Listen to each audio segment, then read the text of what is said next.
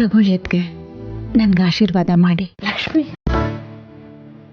ಯಾವಾಗಲೂ ಹೇಗೆ ನಿನ್ನ ಗಂಡನ ಜೊತೆ ಸಂತೋಷವಾಗಿರು. ನೀವು ಅಣ್ಣ 100 ಕಾಲ ಚೆನ್ನಾಗಿರ್ಬೇಕು ಅದ್ಕೆ.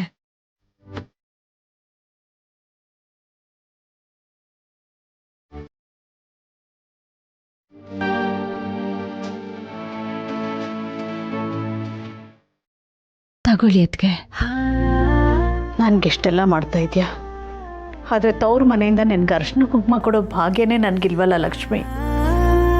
ಆ ಭಾಗ್ಯನ ಆ ಭಗವಂತ ಯಾವಾಗ ನನಗೆ ಕರುಣಿಸ್ತಾನೋ ಗೊತ್ತಿಲ್ಲ ಲಕ್ಷ್ಮಿ. ಆ ಪುಣ್ಯ ಯಾವಾಗ ಬರುತ್ತೋ ನನಗೂ ಗೊತ್ತಿಲ್ಲ ಅದ್ಕೆ. ಪ್ರತಿ ಹೆಣ್ಮಕ್ಳು ತವ್ರ ಮನೆಯಿಂದ ಸಿಗೋ ಅರ್ಶಿನ ಕುಂಕುಮ ಶ್ರೇಷ್ಠವಾದ್ದು ಅಂತ ಹೇಳ್ತಾರೆ.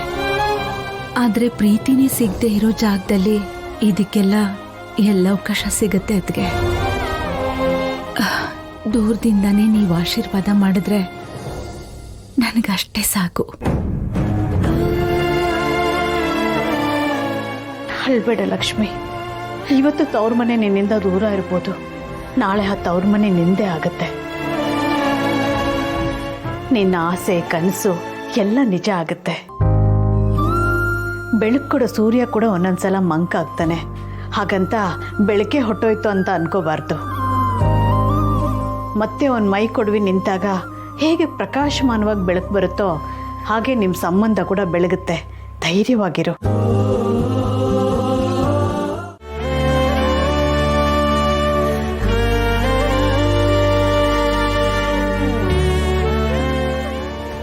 ಮೇಡಮ್ ಅವರೇ, ಏನ್ ಮೇಡಮ್ ಅವರೇ ಆಗ್ಲೇ ಕೆಲಸ ಮುಗಿಸಿ ಮನೆಗೆ ಹೋಗ್ತಿರೋ ಆಗಿದೆ?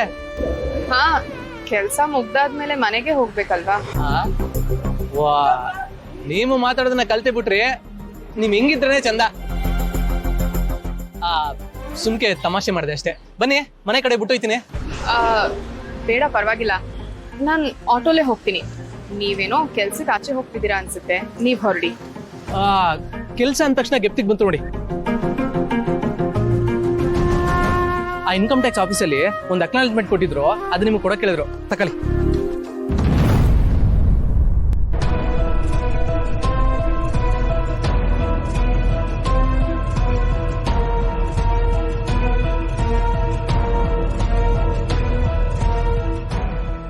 ಇದೇನು ತಾಳಿ? ಮದ್ವೆಗಾಗ್ಲೇ ತಾಳಿ ಮಾಡಿಸ್ಬಿಟ್ಟಿದಾರಾ? ಹಾ, ಇದು ಆ ತಾಳಿ ಅಲ್ಲ ಮೇಡಮ್ ಅವರೇ, ಇದು ದೇವ್ರ ತಾಳಿ. ಅದೇ ನಿಮ್ಗೆ ಉತ್ಸವಕ್ಕೆ ಬಂದಿದ್ರಲ್ಲ, ಆ ದೇವಸ್ಥಾನದಲ್ಲಿ ದೇವಿ ತಾಳಿ ಕಳ್ತನ ಆಗಿತ್ತು, ಅದಕ್ಕೆ ನಮ್ಮ ಅಪ್ಪಾಜಿ ಹೊಸ ತಾಳಿ ಮಾಡ್ಕೊಡ್ತಾರೆ.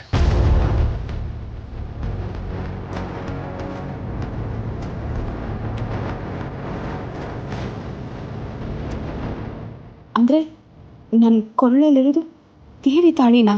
ಅವನು ದೇವಿ ತಾಳಿನೇ ಕದ್ದು ನನ್ನ ಕೊರಳಿಗೆ ಕಟ್ಟಿದ್ನ?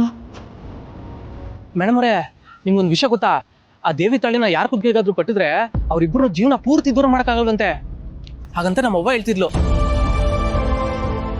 ನಮ್ಮಿಬ್ರು ದೂರ ಮಾಡಬಾರ್ದು ಅಂತಾನೆ ಆ ದೇವ್ರು ನನಗೆ ತಾಳಿ ಕಟ್ಟು ಬುದ್ಧಿನ ಕೊಟ್ಬಿಟ್ಟ ಅನ್ಸುತ್ತೆ. ಆದ್ರೆ ತಾಳಿ ಕಟ್ಟುದೇನೋ ಕಟ್ಟದೆ, ಆದ್ರೆ ಹೇಳ್ಕೊಳ್ಳೋಷ್ಟು ಧೈರ್ಯ ಬರ್ತಿಲ್ಲ.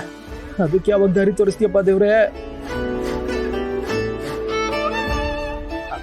ಸರಿ ಮೇಡಮ್ ಅವರೇ, ಇದನ್ನ ದೇವಸ್ಥಾನದಲ್ಲಿ ಕೊಟ್ಟು ಬರಬೇಕು, ನಾನು ಹೋಯ್ತೀನಿ. ಇನ್ನು ತಗೊಳ್ಳಿ.